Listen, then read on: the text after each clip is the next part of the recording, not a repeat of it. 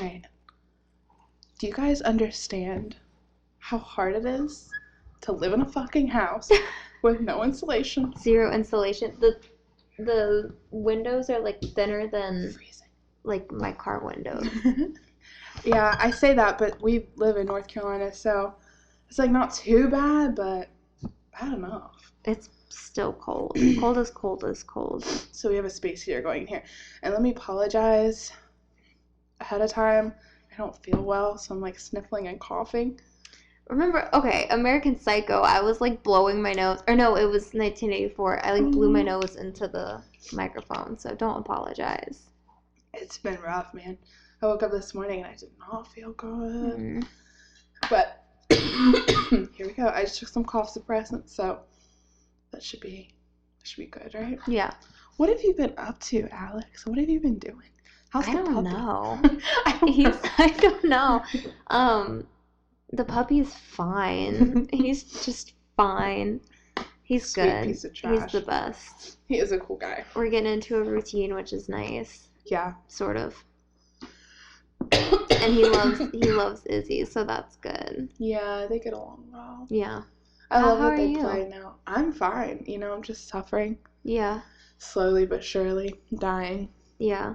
No, This I'm great. is, like, it feels like it's been so long since we did our last one, but we're literally doing 2 in 1 month, technically, because Yeah, we did the right. first one into January, like first week in January. Because we took our time with that. Yeah. Oh, man. Ugh, but that one, I guess we could start by saying this, because we kind of were talking about how just, so welcome to Book Club for Bitches Who Don't Read. If you don't know what you're listening to. This month, January, we did The Great Gatsby by F. Scott Fitzgerald, which until I listened to it, which full disclosure, I had to listen to this book this month because I did not have time to like sit and read. It's been a busy month. I think I say that every month. It's been a busy month. But it's so hard with Poe because like when he's up, I can't like sit and read because he just wants to get in my lap and like play. And he's so small, you gotta watch him at all times. And then when he's sleeping, it's like the only time he's in his like bed and I'm gone doing something. Right. So anyway, I had to listen to this book on Audible, which one day Audible will sponsor us. I can feel it. Yeah. It's coming. But I didn't realize that F. Scott Fitzgerald, F stood for Francis. I don't know why I never knew that. Francis Scott Fitzgerald. Is he a junior or like a third? I don't know. I think there it goes. I don't know. But I just wanted to say this book, compared to The Lovely Bones, we were just talking about how F. Scott Fitzgerald is just like, his words are just absolutely incredible. Absolutely. And I was thinking about it, listening to it, and like reading when I did like have time to read, but like the book is very like short, and I think it is because he is so smart. Not that, what's her name? Alice Sebold. Allison. Alice, yeah. Alice. Not that she's not smart by any means, but he is just so like he can say so much with so few words. Yeah. And so it made it so much easier to read, and it was so elegant. And like with Lovely Bones, it was just like dragging like a whole paragraph to say what he could say in like a sentence. Literally. So yeah, I really so beautifully written. That's my favorite thing about this book, honestly, is just that it's, you know what I'm thinking? I wonder if F. Scott Fitzgerald is a pen name. You know? I don't know. Well, Zelda, her last name was Fitzgerald. Oh yeah. Why was I thinking it was a pen? Oh, I need to talk about this really fast. Okay. So the first time I read this book, I was a junior in high school. It was from an AP English class. Now, I say this once, I'll say it again. I went to school in the ghetto, okay? We did not, like, read books like this. We did not, outside of, drawing dicks in our social studies books and our social security books. We didn't do anything like this. So the first time I read this, I was like, I remember I read the first page and I was so scared about this book because there's so many big words, quote unquote, especially for like a junior in high school. I mean, think about how dumb I was like 10 reading years it ago. now. I was like, I don't know.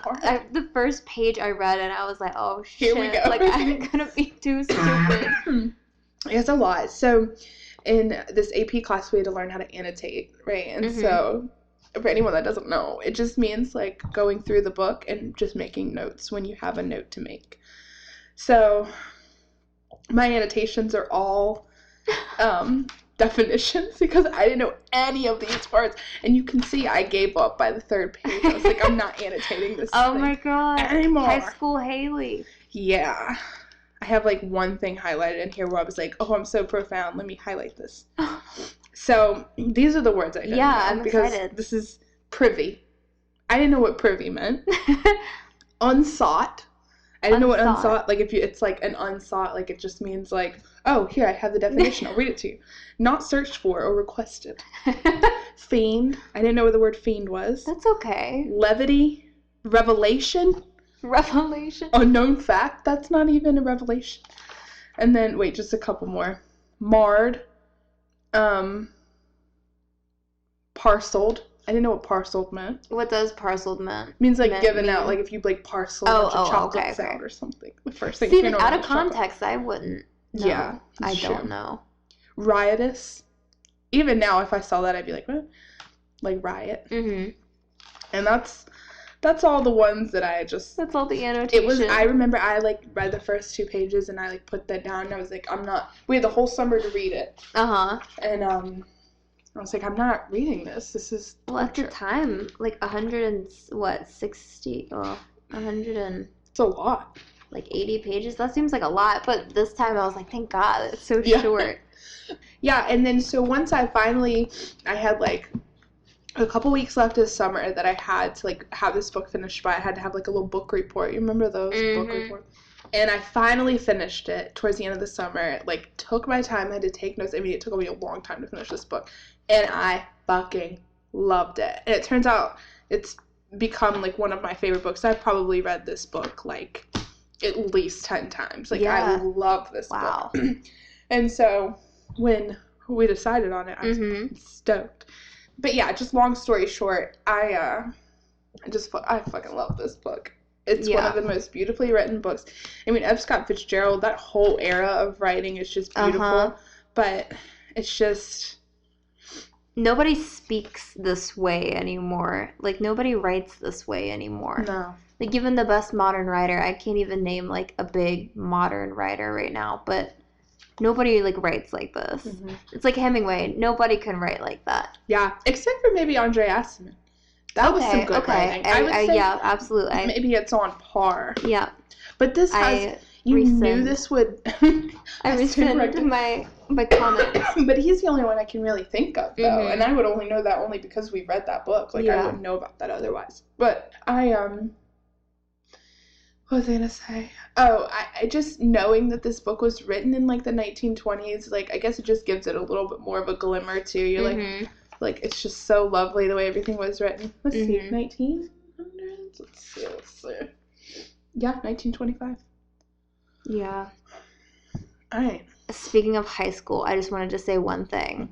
She'll probably never listen to this, but I will never forget when I first read this. I was in my sophomore year of high school, and I still suck at reading, but I sucked at reading back then. I read so slow, and it was like one of these things where you have to read like chapter 1 and 2, and then like chapter 3 and 4, and like like within a couple days, and it was the last 2 chapters we had to read, 2 or 3 chapters, whatever, where the big, the big thing happens. And I will never, never forget, because the movie was about to come out. It was 2013. Wow. And I'm so bad at telling stories. I say way too much. And so we had one more day to finish the book before we discussed it as a class. And there was this one chick in the class. Have I told you this? It still makes me so upset.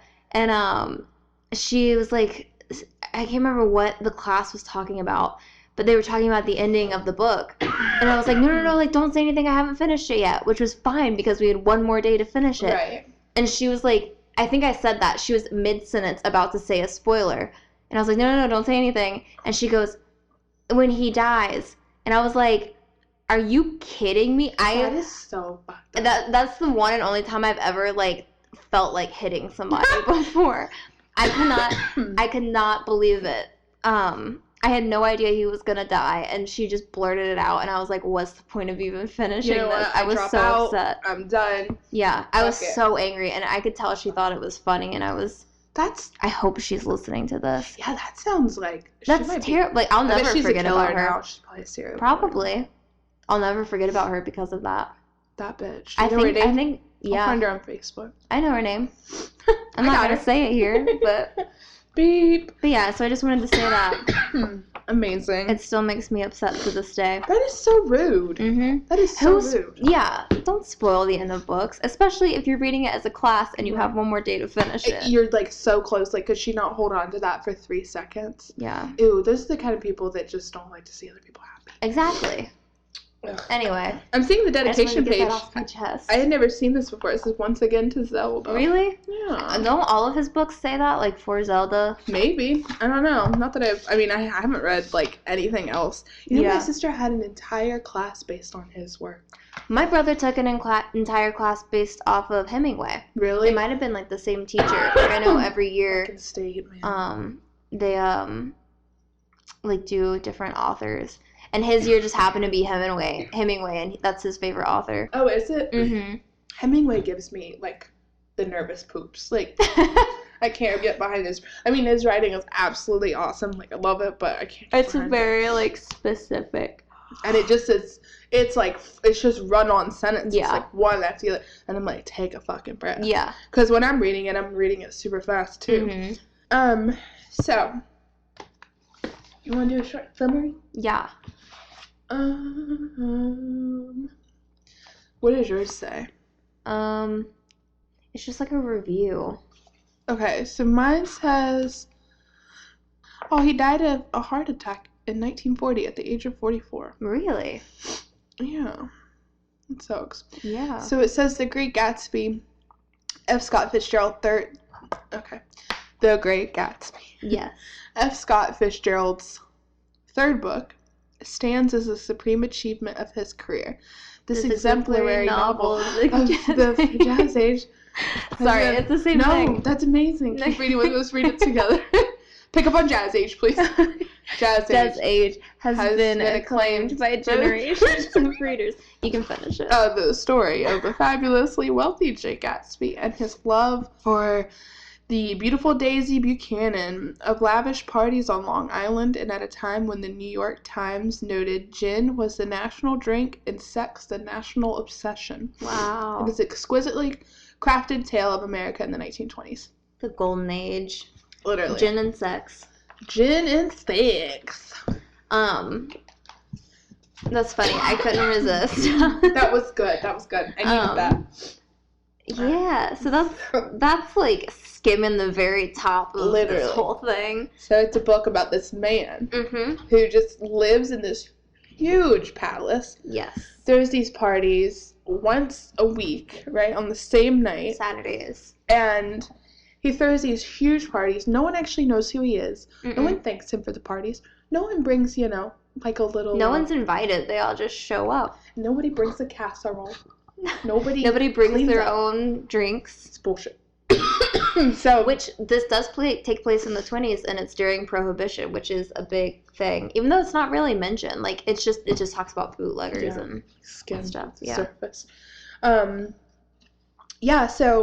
there's this man, and he's in love with this woman who he hasn't seen in 5 years, mm-hmm. and he's been throwing all of these parties, hoping one night she'll walk in. Yeah, just happen upon. Whoop her off her feet. He was in love with her. She was like this really rich, like debutante. Mm-hmm. I think somewhere in the South. In Louisiana.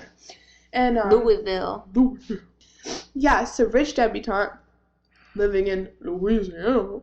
And they want to get married, but he's way too poor, and he goes off to war. Mm-hmm. And they kind of just like, they don't forget about each other, but they know, like, it can't work out. So, well, he can't contact her for a little bit, right? Yeah, wasn't her... Oh, my God, I'm about to get this mixed up with the Notebook. I was about to say, wasn't her mom holding the letters? But that was in the Notebook. I just think he couldn't write to her because he gets sent to Oxford, and, like, he's trying to get out of there, and he can't. Yeah. And I think that's, like, the 5-month span. And what is this, like, World War I that he was in? The 20s. Yeah. I think the First World War was like... I'm not good with history. They long for each other, but he can't get in touch with her. And then he's also broke as fuck. So he knows that, like, it's a very slim chance that they're going to be able to get married. Because she's, like, this, like, really wealthy, like, Southern, like, debutante. So she gets married to this man named Tom Buchanan, who is a piece of... Yeah. He's not physically abusive, but he's, like, mentally abusive. Which, that's something I want to bring up, too. Bring it up, girl. This man is super freaking rich. You say he's not physically abusive towards her, but he does slap Myrtle in the face. Yeah, that's true. And that's not cool. That's true. Probably because he doesn't see her as valuable as Daisy. Yeah. She's just a sock to fuck. I had to clarify. She's just a sock. I meant to say she's just a hole. So yeah, basically, all in all, they finally get reconnected through this guy who moves in next door to Gatsby. Who is the narrator. Yes. And he is a cousin of Daisy's. Yes. His name is Nick Carraway. I love that name. Nick Carraway. I love that name. He's played by Tobey Maguire in the movie, which is perfect. Yeah. Like, couldn't have been a better choice. I do want to see, like, what you would think about other people playing people.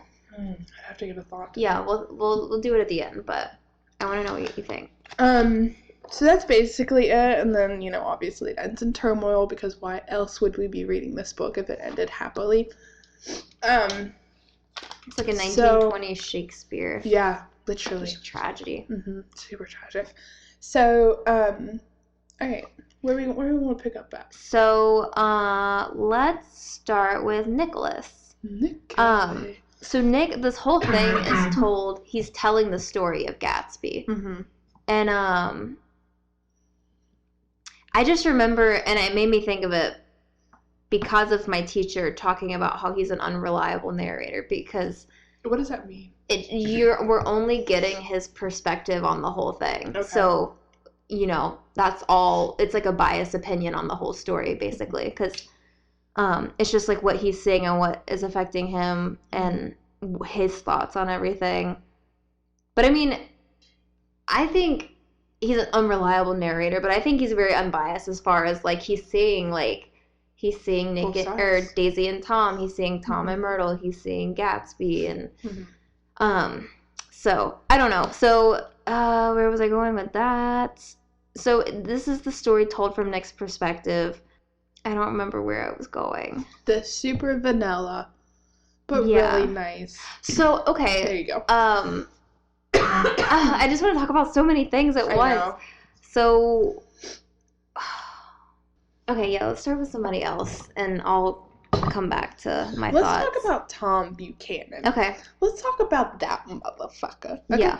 So he's married to Daisy. They've been married, like, all of, what, like 3 or 4 years? 4 years, I think, because their daughter's 3. Okay, perfect. So, Tom Buchanan is a fucking dick. He's married to this beautiful Daisy, this, like... Who the world, like, bows to her, like, just her voice, her talking. And he's cheating on her with this lady who lives, like... What did they call it? The City of Ashes. Yeah. Which is, like, in between New York City and Long Island. So it's just, like, a bunch of, like, really poor, like, kind of, like, railroad kind of working fucking life. Class. Yes. And so he's, like, hooking up with this girl, or this woman, who has a husband, and he works at some, like, car shop. And Myrtle, I guess, like, I feel like he can act not more himself when he's with Myrtle.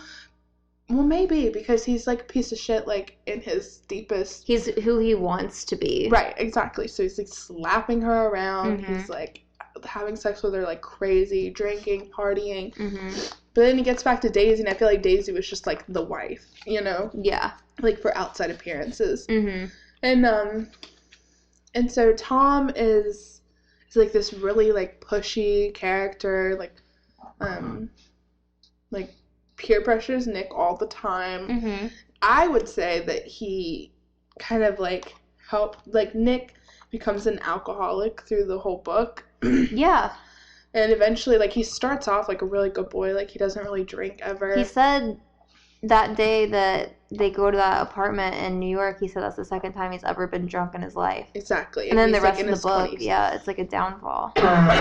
He's 29. 29. And so, I think Tom, like, he kind of, like... corrupts. Yeah, and he, like, assists Nick in his alcoholism. Mm-hmm. And so, Tom, like I said, he's dating on the side this girl named Myrtle, this woman named Myrtle. And he's like, she's obviously not acceptable as a wife because she's not rich. She's not, I mean, she's pretty, but she's not, like, Daisy pretty, like, like, mystifying. Yeah. Oh my god, I'm so distracted. Tom Buchanan. Mm-hmm. You remember when the last episode was so easy for you to edit?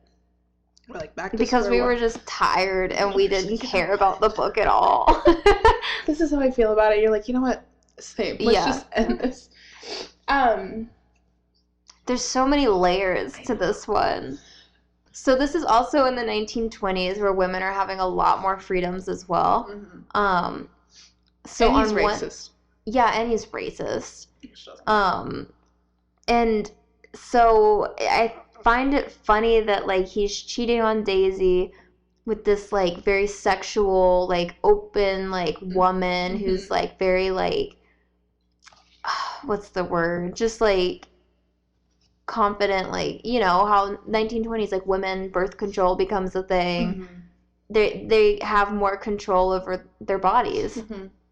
Empowered. Yeah, and so he's, like, turned on by this woman and stuff, and then, like, Daisy, like, she's a little bit more conservative. Yeah, but, like, he's traditional. Yeah, he goes from, like, that, like, I guess it's just because there's, like, the sex and all with Myrtle and the not having any, like, repercussions, I guess. Yeah. And then he comes back to Daisy and he's like, how dare you do anything out of line? How dare you be independent and speak for yourself and all this? And it's just sickening. It's a double. So frustrating.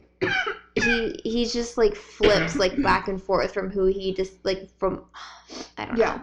I can't He has a serious double standard against Daisy. And I think that that's, like, a good point because that goes back to, like, him being able to live, like, this double life. Because I feel like if he was married to Myrtle, like, if it was, like, reversed, like, he'd be cheating on Myrtle, too. Oh, yeah. Because it's just, like, it's something that he's this really entitled, rich, racist, old money, like, just out of this world rich. So he's entitled, so I feel like even if he wasn't married to Daisy, married to another woman, he'd still be cheating on her. Oh, yeah. And then Myrtle's probably not the only mistress he's had either. And there's no way he would marry Myrtle either because she's just there for the fun of it. Like, he doesn't, like you said, he doesn't respect her. He just sees her as, like, this object that he can have sex with and then, I think, like, leave her. Myrtle thinks that they're, like, in love almost. Like, you know, she... Like, if he were to... I think she thinks that he's just one day going to be like, you know what, do you want to run off together? Like, I'll sweep you off your feet. You know, I'll buy you all this stuff. But it's just not going to happen. He's got her an apartment in the city that they stay cooped up in, and that's it. Yeah, and a dog. Where do they even get the dog? In the book, they didn't get it in the movie. In the book, they were, like, in a taxi, and she sees it on the side of the road. And the guy has, like, a bunch of, like, different types of dogs. And they were like, I want a police dog. And they're like, here's this. Here's this dog. Yeah. Have it. Okay. That is one thing, one of the many things I appreciate about you, is you remember so much about the book that I'm like, oh, really? Oh, and she has, like, no notes over here. You should see this. It's fantastic. Or, like... I don't... At least because I listened to it, like, 2 days ago. Well, no, even with our other books, you're very good at remembering. Well, you have to constantly remind me what the hell is going on. I think it's because I see the movie and I just forget about the book. And I, you know, never mind. So, I guess that's really all we can say about Tom Buchanan. I mean, he fucking sucks. Yeah. Like, just as himself in a character. Like, I think he fits into the grand scheme more than he does just, like, a character alone. So I think that's all we need to say about him, right? I will say, I don't know if I should put this in later or not, but another just, like, ridiculous, the double standard, going back to all that, how he's cheated and cheated and cheated again and again on Daisy. And he says it. He's like, I've always had these, like, sprees, but I always come back, I'll treat you right, blah, blah, blah. Right. Which, first of all, ladies. And gentlemen. If they cheat once, they're going to cheat again. So, Yeah. That's all. Anyway, but so I just think it's funny that how when Daisy begins to show this interest in Gatsby and how Tom starts to get a little bit suspicious, he's pissed.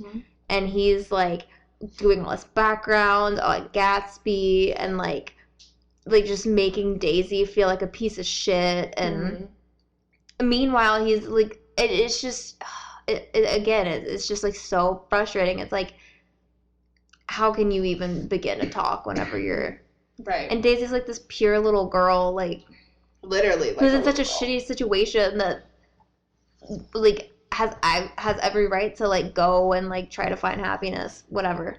So yeah, I hate Tom and he sucks. It sucks because Daisy, like, I think it's because it's in that era, like she just can't up and leave, like in a way, because yeah, she does have a kid. Yeah. If this was a story nowadays, like I feel like she'd be like, fuck you, I'm leaving, I'm taking my kid, I'm gonna get full custody of my kid, and then I'm gonna leave you and I'm gonna stay with Gatsby in his palace.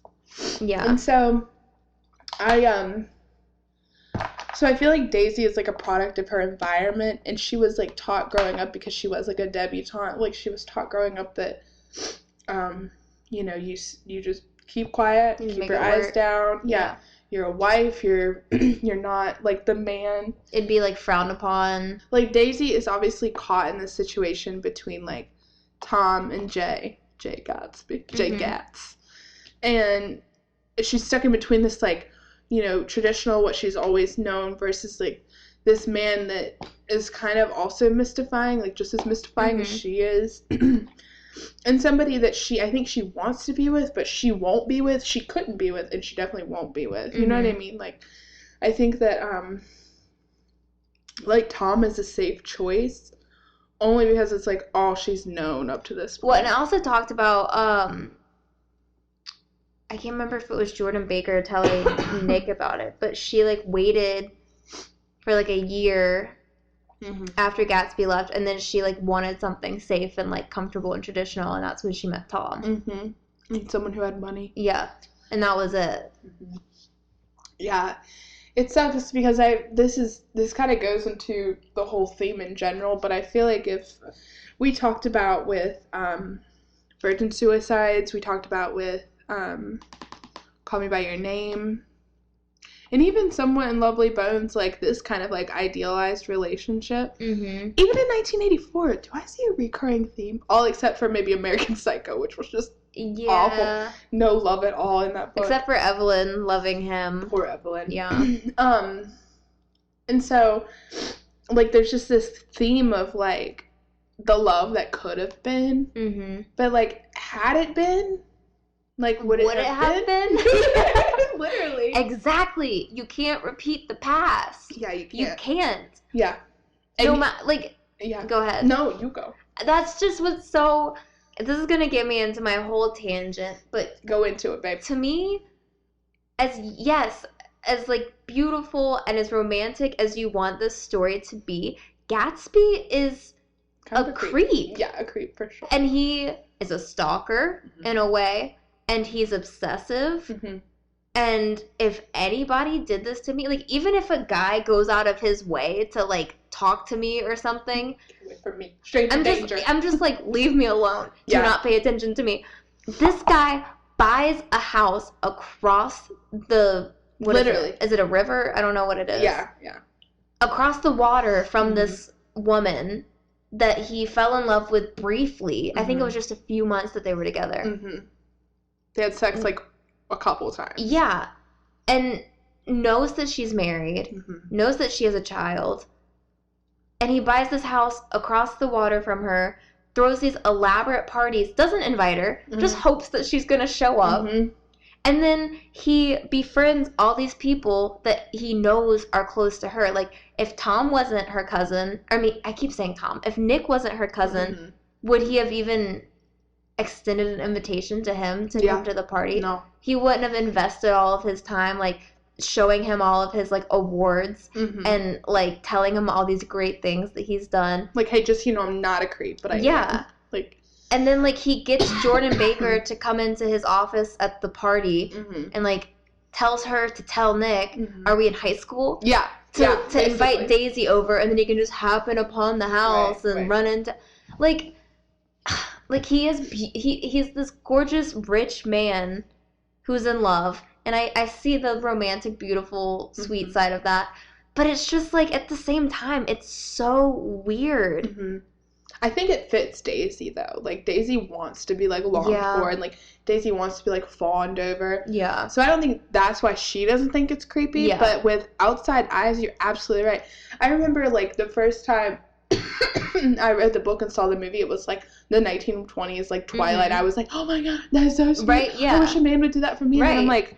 In the movie, he had a scrapbook of all the letters he sent to her. Yeah. He had, like, a lock of her hair? He had, like, he had the articles of, like, when she got married, and it's weird. It is. And I think the only reason that we find that attractive is because he's attractive. It's because, See, that's why when Zac Efron plays, who's he playing? Ted Bundy or something? Zac Efron's playing a new serial Jeffrey killer. Dahmer, maybe? Is he? It's one of the serial killers. Maybe it is Ted Bundy. I think Dennis should play Ted Bundy, just by the way. But this is beautiful, attractive man, and I get, like, a lot of the serial killers, that's a thing, too, is that they're, like, attractive younger men, whatever. But it's just it creates this, like, completely fucked up mentality and, like, younger, I don't know. No, that's what it's, like, you're supposed to be, like, longed for so much. And that's why romance is, You're exactly right. I had never thought about it until we started talking about it. A couple of, like, we try not to talk to each other about the books and the movies, which, like I said, it's tough because we live together. We spend, like, all of our time together. So it's hard not to, like, talk about this movie, but, like, when we have, like, talked about it, it's like, you know what? That is kind of creepy. Like, it's, like, it is this love story, but it's also, like, a story of obsession over almost nothing. Like, it's not like they were together for years and, like, he lost her and it's like... Well, yeah, and then that goes back to before my tangent. You can't repeat the past. Like, I still think about, like, my high school boyfriend, and I'm like, oh, that was so great. That's so sweet. Like, I wonder what he's up to. But I'm like, I can't imagine. Like, it's not the same. It's, you romanticize it in your head, and you remember all the good... You never remember the bad things. No. Almost never, unless it was a terrible situation. Yeah. But you're exactly right. Like, there was this time, and he doesn't listen to this, and I don't think any of his family does, so fuck you, dude. But there was this one time that I had broken up with my, like, high school boyfriend. We were in love for all these years. We had, a really rough breakup. And then when something happened, we both kind of, like, got back together, and I was living over here. He was still living back at home. And, like, we, like, hung out and, like, hooked up a couple of times, and that was fine. It was like, oh, my God, finally, like, I'm feeling this, like, love again. But the more I would listen to him talk, I was like, are you a fucking idiot? I was like, oh, my God. Like, I have idealized this situation about this person for years. Like, oh, what could have been? And then I finally see him again, get, like, intimate with someone like that again, and you're like, oh, God, you're so cute, but what the fuck did I do? This is why I left. Literally. And so you go back to, like, situations like that, and you can kind of see, like, where this idealized love. Yeah. So when he says you can't repeat the past, well, of course you can. That's when I was like, all right, you're crazy. You're crazy. And that even happens with friends and stuff, too. Like, you think about, like, you're like, oh, they were such good friends. And, you know, like, man, I wish I was still friends with them, blah, blah, blah. And then you're like, oh, wait. Yeah, like, A, B, and C, like, reasons why we stopped being friends. And then you see that later on. Yeah. So I think that if Jay Gatsby, like, hadn't died, obviously, spoiler alert, but hadn't died... One, I think that his life would have been hell, like, if he hadn't died. Yeah. He would have just been so upset. You know? I don't know if he would have killed himself, but... I don't know. He would have gone crazy. Yeah, it would have been a bad situation. But then also, like, say Daisy leaves Tom, and, like, is it actually what it was 5 years ago when you're still, like, a little bit young and, you know... And it's, like, only this, like, great thing when they're, like, coming back together because it's still this forbidden thing. Right. And she's still attracted to him, I think mainly because he has money. Yeah. Like, she was, like, wowed by his house. Like, had he come to her still penniless and been like, hey, I love you, here's a scrapbook, she'd be like, get the fuck away from me. Yeah, she'd be like, you're a stalker and this is inappropriate. Yeah. Wow. It's amazing what money will do. It really is. It really is. And the whole thing of, like, the people showing up to his parties, they didn't give a shit about Gatsby. They didn't care. Like, nobody knew who he was. No one. And so then when he died, no one came to his funeral. No one. He got disgraced after his death, which we'll talk about. But, like, no one came to his funeral. No one really sent flowers. I think all of those flowers were, like, he bought. Like, Nick probably bought. Yeah, and, like, Nick calls, what's his name? Wolfsheim. Mm-hmm. And one other dude. Mansley? I can't remember. Mm-hmm. They were, like, the two guys that Nick met through Gatsby, and they were all buddy-buddy.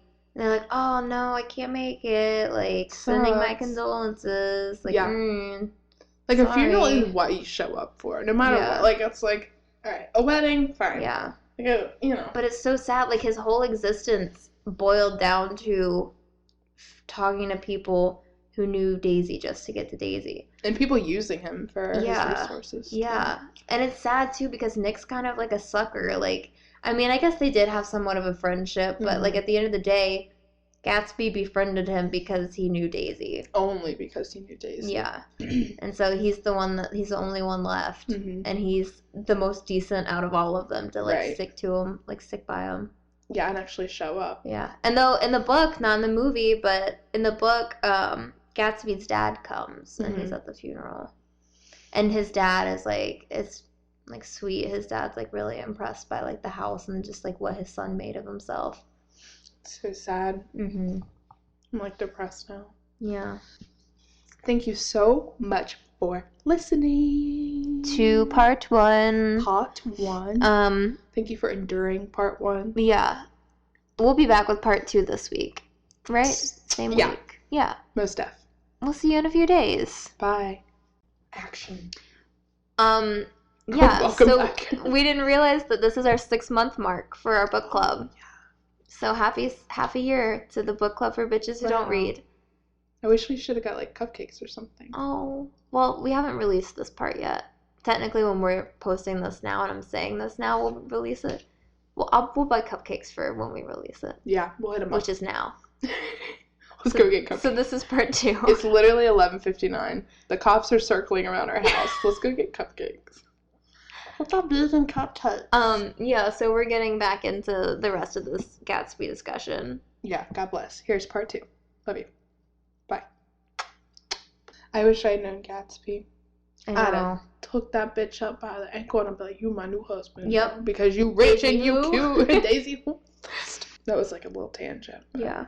I suppose podcasts are for tangents. Mm-hmm. Tangents are for podcasts. I feel like we're not going in chronological order at all. No. But that's okay. It's okay. This is such a short book. And I mean, there is like a plot to it, but most of it is like, it's just the way that it's written that is so like, and that's something I did enjoy about the movie is that he put Baz Luhrmann or whatever, Luhrmann. I just looked it up. He hasn't done it. He's the one that did Romeo and Juliet with Leonardo DiCaprio, right? Baz Luhrmann, yep. He also did Moulin Rouge. Makes sense. Makes total sense. I enjoyed the movie, and I thought that it was awesome that he stayed so close to, like, a lot of the words, yeah. Most of, like, the narration comes from the book, which is nice. Because I feel like if it hadn't, like, it wouldn't have been very good. Yeah. All right, so go ahead and talk about the movie. How do you feel about the movie? So, first of all, I just want to say it got a 49% on Rotten Tomatoes. Oh. Yeah. So I haven't seen any of the old versions of the movie, but I love the movie because Leonardo DiCaprio is awesome, and what's her face that plays Daisy's awesome, and I like, Tobey Maguire's fine. He's alright. And it was really cool. I loved how glamorous it was, but I felt like it was so cheap compared to, like, the story, like, just how it's such a classic story, and how you were saying, like, Tiffany, like, made all this custom jewelry, and, like, Jay-Z and Beyonce were on it. Like, it's this huge thing, and everybody wants to be part of it because it's the Great Gatsby. Like, it's just... icon. Yeah, it's iconic. And I just feel like just the way in which it was filmed, I guess. I don't know. Just, like, the editing, like we were talking about, and, like, how everything was, like, really sped up at parts, and then, like, super bad, like, slow motion at parts. I was just like, what is happening? Like, it could have been better. Yeah. Yeah. I think that might just be his his style. Yeah. I just wasn't like a huge fan of it. Like I thought it could have been, especially with the cast, I thought it could have been so good. And I really liked the bright colors and the modern music and stuff, but at the same time, I feel like had it been like, I know it's controversial, but like Woody Allen, like Midnight in Paris, like just that style where everything is like rich and warm and I don't know, I feel like it could have been so classic. Yeah. Like it's a really good movie, but it's not one like Midnight in Paris where you just want to sit and watch it all the time. And watch it over and over and over. I fucking love it. I still thank you so much for showing me that movie. I fucking love that movie. I love watching it just anytime. In bed, in the shower, taking a poop. On a plane. So, I mean, I really like the movie, and, yeah.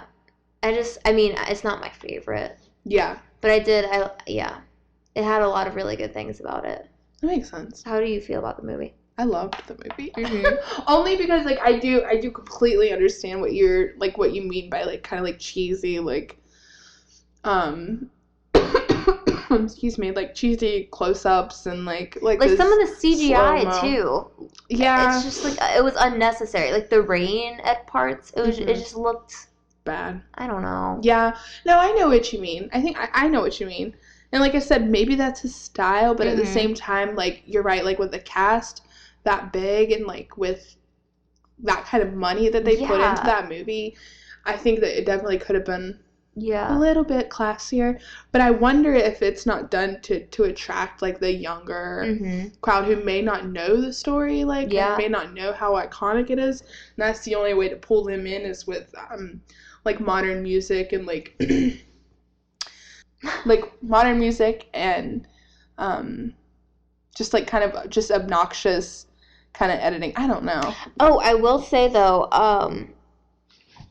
I wrote down while we were watching it, just, like, how ridiculous everything is, and, like, the speakeasy that they go into, and, like, everybody's, like, wild, and, like, dancing and drunk, and there's alcohol being flung everywhere, and I thought, I don't know if it was done on purpose, I'm sure it was, but, just, like, it's all so ridiculous, but I feel like it's kind of, like, amplifying that, like, time, like, everybody was, like, women had all these rights, like, there were speakeasies and bootleggers, and so I feel like it was just kind of, like, exaggerating that just to make it that much more prevalent, I guess. Right. I don't know. So like I kind of yeah. That makes sense. That just goes to show that when you make something illegal, people will still do it. Idealized love, super greedy people. Super greedy people. That's like all I wrote. Oh, okay. So we're just jumping around. Jump on it. So Gatsby like woos Daisy again, and he gets this like idea that she's gonna leave Tom and they're gonna run off and get married and everything's gonna be perfect forever. And so they go to, are they in the apartment in New York? Or no, they go to like a suite. Yeah. And so like one hot summer day, which I remember like talking about that in class too, just like the heat, like building and sweating and stuff. Yeah. It's Daisy and Tom and Nick and Jordan and Gatsby. And at this point, Tom knows something's up with Gatsby and Daisy, and they were hooking up. Yeah. She been gone. And so it just like boils down to Gatsby saying like, Tom, like Daisy's gonna leave you and we're gonna go off. So that's what's gonna happen. Like, Daisy, tell Tom that you love me and you never loved him. And that the movie and in the book, it was just so uncomfortable. Like, I just wanted it to be over. I hated, like, I say read, but I hated listening to that part of the book. And like watching the movie, it's just like, and poor Daisy is just like let her talk, like let her, like she doesn't have to say anything, like and Gatsby's like, tell him how much you don't love him, like you never loved him, blah blah blah. And it's just so like pushy, and it's like, stop, like, and he is like, she's like recluding into herself because like she is like hasn't seen that side of Gatsby. I guess it's always been like the sweet like like sugar-coated side of him. But then when he starts to get really pushy and when he gets in Tom's face and like in the movie you see it really clearly, she's like mortified, like she's terrified. Yeah, she's never seen, like we were talking about how Tom's not abusive, he's not like physically abusive to her, so she hasn't seen that. Right. And when he, like, gets in his face to the point where Nick says, like, it looks like he's killed a man before. Mm-hmm. Yeah. She's terrified. And, like, I think that was, like, the part where she's like, I don't feel safe. And I'm sure that night when Tom goes home and, like, they're talking, he's probably using that as, like, leverage. Oh, yeah. He's like, he'll, like, do it again. Like, he's like, you saw him snap, blah, blah, blah. And that's probably why, like, I mean, even if Gatsby had lived, like, I don't think they would have, like, they still, like, that day, like, Daisy and Tom and their kid, like, went on a trip. And mm-hmm. Yeah. So I just thought that was, like, really sad. And he just means well, but it shows him, like that kind of crazy side of him is, like, showing up. Like, he's not his, like, polished self in that moment. And he, like, realizes it, and he's like, oh, shit, like, I need to... My mom, old sport. My mom always said, don't ever marry someone unless you go on vacation with them for, like, a while. Go through something really hard, like a funeral or like a death or something like that. She's like, don't ever marry someone until you see them, because you see, like, people, or, like, when something bad happens, like a car accident or something, when you see how they react, like, those are people's true colors. Yeah. Like, she always told me that,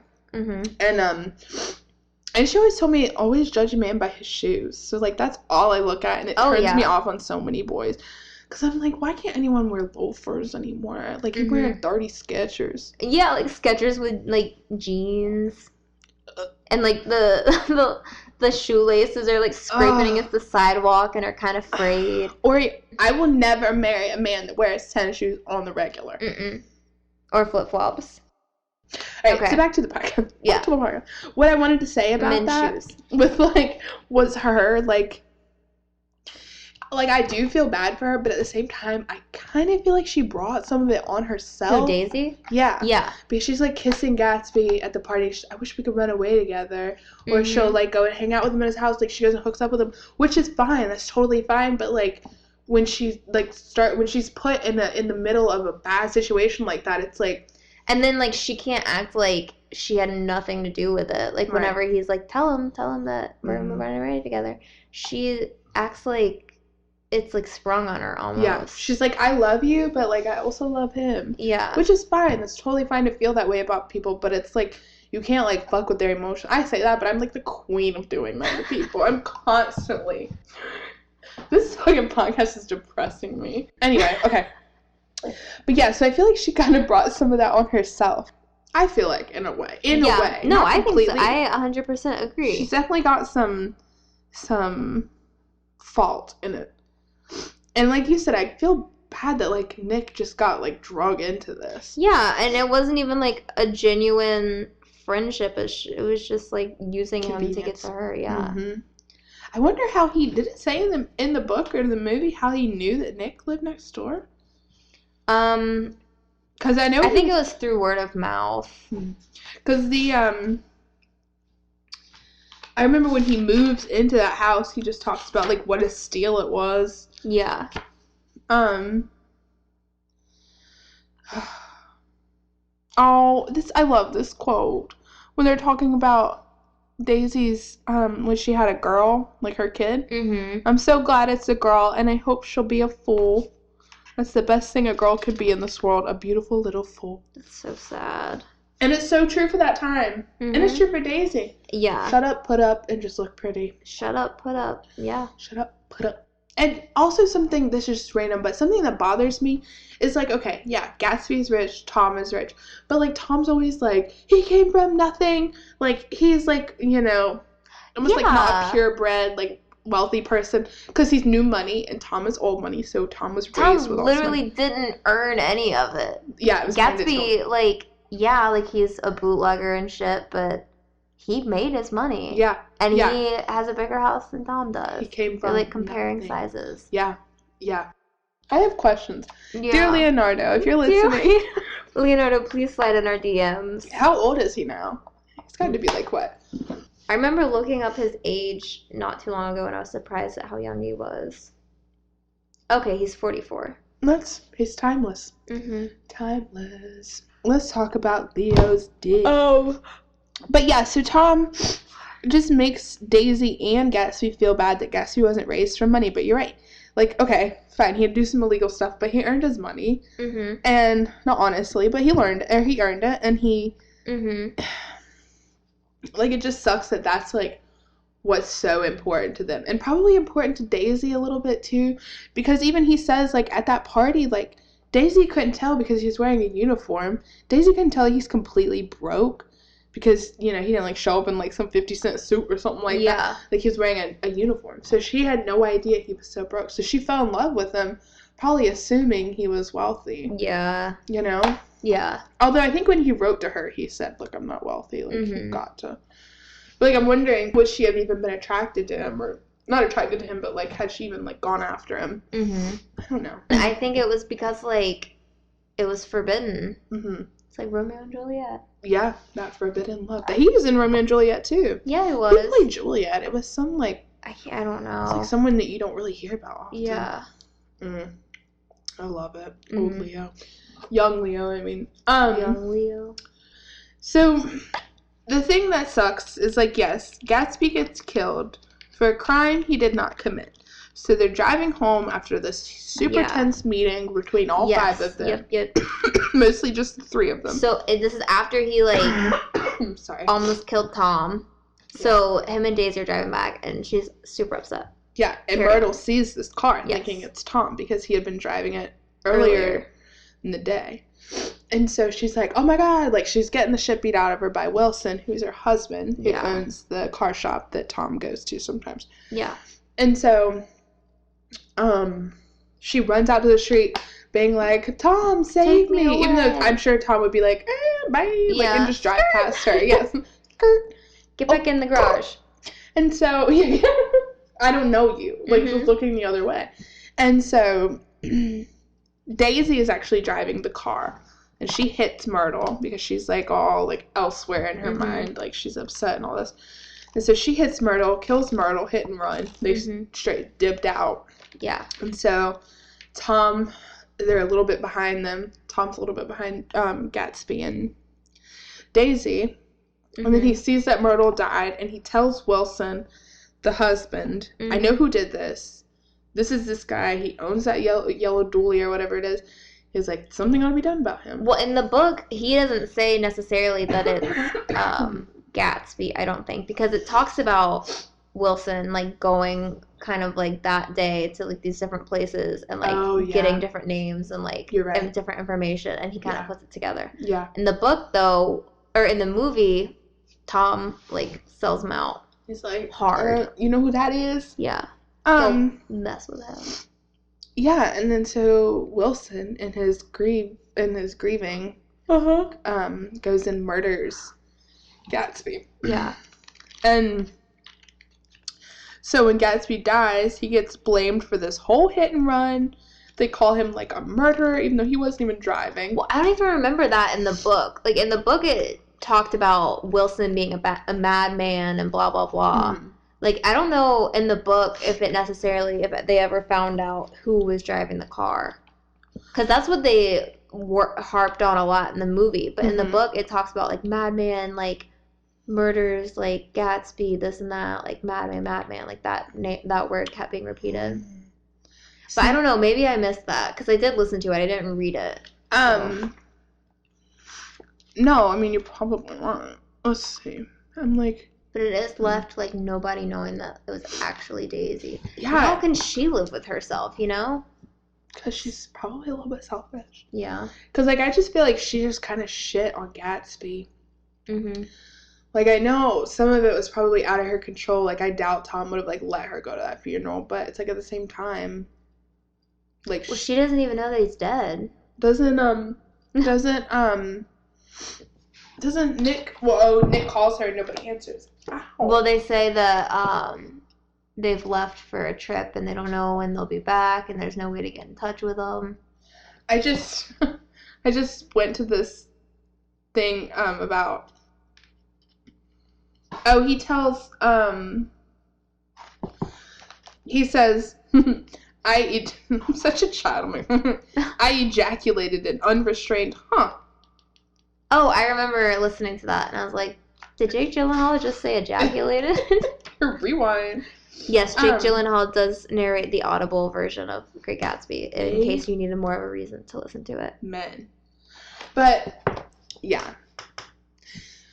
I guess that's pretty much it. I mean, yeah. There's really nothing else we can say other than Gatsby spent his whole life, and this you can literally go on any website and read, and I remember this being like the really overarching theme, but he like spent his entire life chasing after this like American dream of like just being rich, like, you know, all for Daisy, all for nothing. It's just sad. It just kind of shows how futile, like, yeah, I guess futile the American dream is. Like, it's just, it's almost pointless. Like, it's, yeah. And like people were, I mean, people still do aspire to that, like, enormously. Yeah,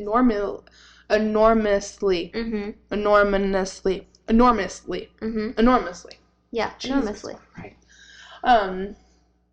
So he spent all this time and this money and this effort chasing after this dream all for nothing, like, just to get the girl that he, like, has been trying to get. It's just not reciprocating. She is reciprocating, but not, like, wholeheartedly, I guess. Yeah, it's definitely, like, 80% him, 20 Daisy. So he's just been chasing this idea of Daisy, chasing Daisy in general. Yeah, there's one quote that I really like, and I'm not going to be able to think of it or find it, but Nick is saying, narrating to us, he's not, like, saying it, but he talks about how, like, after that, like, initial meeting of Daisy and Gatsby, that, he talks about, like, the green light at the end of Daisy's dock, and how, like, what was the quote? It was saying how, like, something had diminished by one, like, Gatsby's, like, things that he held so, like, fond, like, the green light, like,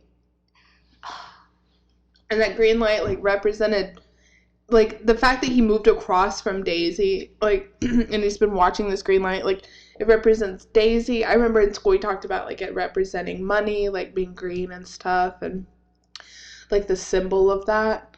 Okay, here we go. Okay, tell. It says, I love this. Okay, it says, now it was again a green light on a dock. His count of enchanted objects had diminished by one. Amen. Yeah.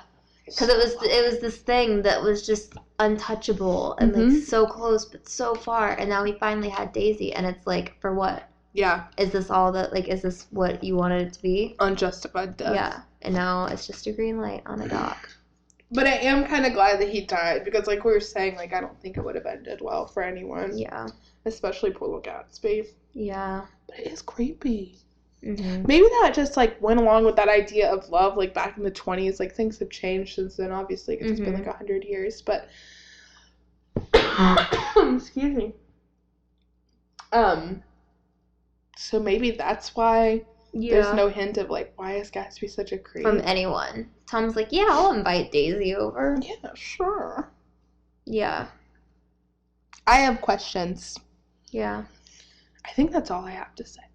I think so, too. It's a short and sweet book. Yeah. I feel like we talked a lot, but it's been very brief. Yeah. Do you have any quotes that you particularly like? I know, like, everything in the book is so beautiful. Yeah, it's hard to narrow one down. Hold on, I will find. It's when he's explaining. Okay, I'm gonna find it. One of the best lines in the book is that last one. And I still don't fully understand what it means. So we beat on boats against the current, borne back ceaselessly into the past. Borne back ceaselessly, that's the part, like, what? Just, like... I think that goes with romanticizing the past. Yeah. Like, you're just, like, constantly, like, no one was living in the future there. No, I mean, they were all living in the present, yeah, but, like, that was the only thing, is he was just obsessing. Okay, here, this is one of my favorite quotes. We walked through a high hallway into a bright, rosy-colored space, fragilely bound into the house by French windows at either end. The windows were ajar and gleaming white against the fresh grass outside that seemed to glow a little way into the house. A breeze blew through the room, blew curtains in at one end and out the other like pale flags, twisting them up towards the frosted wedding cake of the ceiling, and then rippled over the wine-colored rug, making a shadow on it as the wind does on the sea. I remember reading that when I was in high school and being like, wow. Is that the intro to Daisy and Jordan? Mm-hmm. Mm-hmm. Yeah. What about you?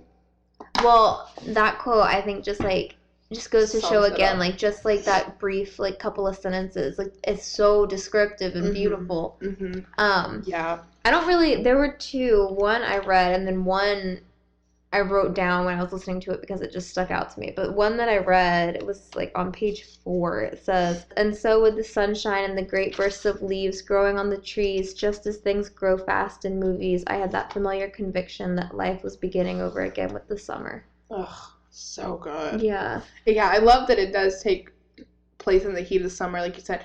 Did you know that murders are higher in the summer than they are in the winter? That makes sense. Because everybody's just so hot and mad all the time. Mm-hmm. I think it's not like a causate, but it's correlation. Yeah. But and then this other one, I don't know why I liked it. Like when I heard it, it was after when they're on their way back to the city, like that day of the argument and all that, mm-hmm. and Jordan and Tom and Nick stop at the garage to get gas, mm-hmm. and Myrtle sees Jordan and thinks that that's Daisy, and so it's talking about her like just like staring at her like with a jealous terror, blah blah blah. But then it says there's no confusion like the confusion of a simple mind. I like that. Damn. Yeah. Shut that bitch down. Yeah. Yeah. It's such a good book. Yeah. Such a good book. There was something I was just about to say. I don't remember, of course. Okay, so the movie, if they would remake it, who would you want to direct or, like, star in any of the roles? Doesn't matter. Like, any thoughts off the top of your head? I know we haven't really thought about this. Yeah, that's a good one. I've thought about it. All right, tell me about... So, again, a little controversial just because it's him, but Woody Allen. Yeah. I just think he has that style. Yeah. And if he wasn't, like, a creepy asshole, yeah. And who else was I going to say? Shoot, I had somebody else and now I can't remember. It wasn't Wes Anderson, was it? No, but I could see that. I feel like it would I feel like he would be a little too whimsical. Mm-hmm. Mm-hmm. After listening to the Audible recording, I feel like Jake Gyllenhaal would be a good Nick Carraway. Yeah. I could also kind of see him as a Gatsby, but I feel like he's more of a Nick. Mm-hmm. And then I don't know who I would want to play Gatsby. I feel like Leonardo DiCaprio was so good. He did it so well. And he looked the part, too. Like, that's how I imagined Gatsby would look. You know who I could see? Friggin', what's his name? Tom Hiddleston, who plays Loki. Ooh, okay. I could see him being He's kind of, like, mysterious. Well, he plays F. Scott Fitzgerald in Midnight in Paris, so that's probably why. That is such a good movie. Yeah. No, I wish that was a book. That would be nice to read. Yeah. No, Tom Hiddleston, that's a good idea. Yeah. And if he plays F. Scott Fitzgerald well, he probably would play Gatsby well, too. Yeah. Unfortunately, I haven't, I'll probably think of one when I'm, like, about to go to sleep tonight. Mm-hmm. Like, it'll hit me, and I'll be like, ah. That's okay. But those are good choices. Yeah. Those are good choices. If I had to pick anyone to play Daisy, it would be me. Just so I can make out with Gatsby. Yeah. Whoever Gatsby is. Mm-hmm. All the Gatsbys. Daisy. I'm trying to think of any actresses off the top of my head. I can't think of any. Carey Mulligan, that's her name. She is such a fantastic Daisy. Oh, that's another one of my favorite quotes. Somebody described Daisy's speaking voice as like money. Yeah. Like it sounded like money. That's a good point. And Nick was like he was like, yeah, that's what it is. Like it sounds like money. And I was like, it does. Sounds like money. Could you imagine like somebody describing you the way that Daisy is described? But, she's like, just everyone? Yeah. Yeah. God. They're like usually for me they're like, oh, that girl's like balding on the right side of her head. She's always walking I would around. Throw this at you if I knew it wasn't gonna hurt you. Walks like a penguin. Shut up. No, but really God. Though. No, like, but really. Girl? She always changes her hair color. I think she's running from something or someone, including herself. Okay, no. She looks like a fat turtle. We're ending Teenage Mutant Ninja Turtle. We're ending this. Oh, wow. Okay, so all in all, you're not a huge fan of the movie, but you like it. Do you like it better the second time you watched it? Yeah. Or is it still more cheeseball? No, I think, yeah. Because when I watched it initially, I was a cynical high schooler, so I was like, that's just so, like, not like the book, blah, blah, blah. Yeah. But it really is, like, very, like, accurate to the book. And I mean, like, everything happens too quickly. Though I felt like the movie was way too long. Yeah. Right. I don't know. I did enjoy the movie, but, yeah. I don't know. I feel like when it comes time to remake it, they should go in a more, like, classical direction. Yeah. I heard the one in the 70s wasn't that well. I turned it on. I had it on in the background when me and this boy were making out. Oh. But, so I didn't actually watch it. I think we watched, like, a bit of it. And then, obviously. Yeah. So I never got to watch it. But I'd like to. I'd like to watch it. Yeah, one of those, I don't know which one it is, which version, but one of those is, like, my grandma's favorite movie. Yeah, I don't think I have it's been made, I looked it up when we posted on Instagram, it's been remade, like, well, I guess interpreted 7 different times. Oh, wow. Which, like, there's, like, movies, The Great Gatsby, I think it's, like, 2 or 3 movies, including this one. But then the other, like, interpretations of it were, like, just loose interpretations of, like, Gatsby's life and stuff. Huh. Wait, okay, that's what I want to talk about, too. What do you think of Gatsby's life? I think he's, like, because it talks about, like, nobody really knows his exact, like, history. And Nick says that he, like, tells them. But it's, like... Just goes to add how mysterious he is. It's like Tommy Wiseau, you know, the guy that did The Room? He's just, like, this weird, rich guy who has, like, this accent and nobody knows where he's from. He has all of this money and no information about himself. And it's just weird. Like, there's no, like, clear answer for anything. And, like, Gatsby's name, it's not even Gatsby, it's Gats, right? Jay Gatsby. Yeah. And he was like, you know what, I'm going to add B on the end of this. Gatsby. Gatsby. Why not? It's my new persona. Yeah. Gatsby. So I just thought that was weird. How, like, he's like, he has all this money. I guess we do know that it's from bootlegging and stuff. Yeah, because he was supposed to inherit that sailor that like, found him, pretty much. Like, he was supposed to inherit his money, right? But then the kids took it or something. Like, because I remember the guy... like, didn't have a good relationship with his kids or something like that. Or am I thinking of another movie now? No, I think it's something he got shitted out of an inheritance that really wasn't his in the first place. But so then he was, like, back to being poor. And ow.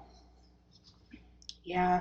If only. Yeah, it was just weird. I wish I was rich enough for that.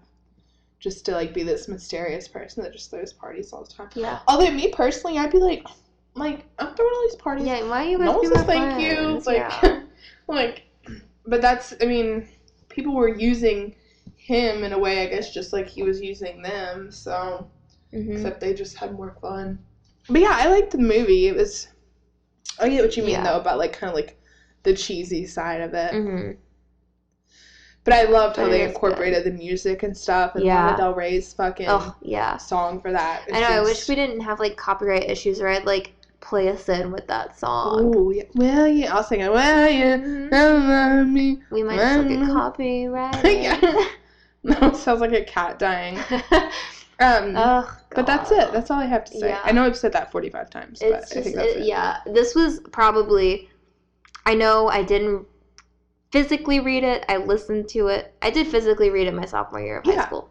But it's probably my favorite one that we've read so far. Really? Yeah. Even outside of Call Me By Your Name? I feel like they're on par. Yeah, that forbidden love. Yeah. Okay, yeah, I would probably say this and Call Me By Your Name would be the top 2 for sure. Yeah, I appreciate that. Yeah. Yeah, this is such a good book. Especially, like, after all those depressing books that we've read, 1984, and then Virgin Suicides, and then Lovely Bones. It was just, like, dig you down, down, and then... like, by the time we've reached Lovely Bones podcast, we're like, hey, everyone, we're depressed. We're half, like, alive. Oh, my God. Yeah. Yeah. Beautiful. I feel like I'm going to throw up any time now. I'm sorry. I genuinely do. I don't know what's going on. Wait, real quick. Let's think of a book for next month. Oh, I really want to do Fight Club. Yeah, let's do it. Okay. All right. So, Maybe I'll leave that in. Yeah. All right, let's do it. There is no planning. This is how we plan our lives. Do you want to do this? Yeah, sure. I'll give them on Audible. Yeah. Although Fight Club's good because we both read it, right? Or I haven't read a little bit of it. I read it at the very beginning. I've seen it a bunch. It's a good movie, or it's a good book. All right, so our February, woohoo, Alex's birthday month. Oh yeah, I forgot about that. Oh damn it. Our February book of the month is going to be, slight drum roll, and I want to kill everyone's ears, Fight Club by Paul something. I'm glad. Oh, I was gonna say I'm glad you know it. It's like Paul Cholnick or Chuck Palahniuk. That's what it is. Chuck Palahniuk. Yep, Palahniuk. I don't know how you pronounce that. We'll tell you at the next podcast. All the time. We'll ask our downstairs neighbor to tell us how to properly pronounce it. Guadagnino. Yeah. Like, oh, okay. Okay. Yeah. That's fine. So, our February book of the month is Fight Club by Chuck Palahniuk. Didn't he write The Hatchet? Did he? I'm almost certain because I remember being shook.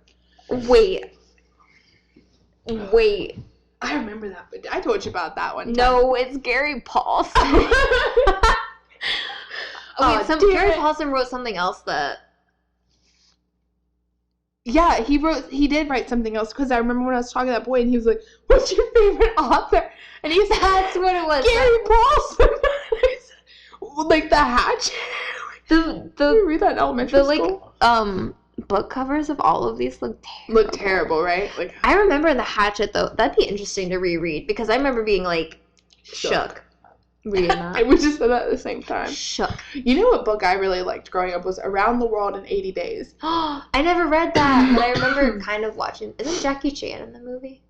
I've never seen. Or maybe Adrian Brody. Adrian Brody sounds about right. Maybe. That sounds about right. But yeah, so February, Fight Club. God damn it. It's such a good movie. It is. I'm excited. It is. It's a and good the book's movie. Relatively short too, so you have no excuse. Yeah. I have no excuse either. Get it on Audible. Get it on Audible. Tell Audible to sponsor us. Please, write it. And buy our for books. Bitches who don't read. Yeah. They'd be like, no, as much as you say the word fuck on here. Yeah. And talk about deeks. Yeah. It's fine. All right. We'll get there. So thanks for listening. Thanks for putting up with my fucking coughing. It's okay. I'll see how much I can edit out. I feel like I'm about to get hit by a bus. Or I feel like I've been hit by a bus. I'm sorry. I'm about to get hit by a bus. What is that? I feel like I'm about to get hit by a bus. The initial, suspense. All right. We love you. We'll see you in February. Bye, bitches.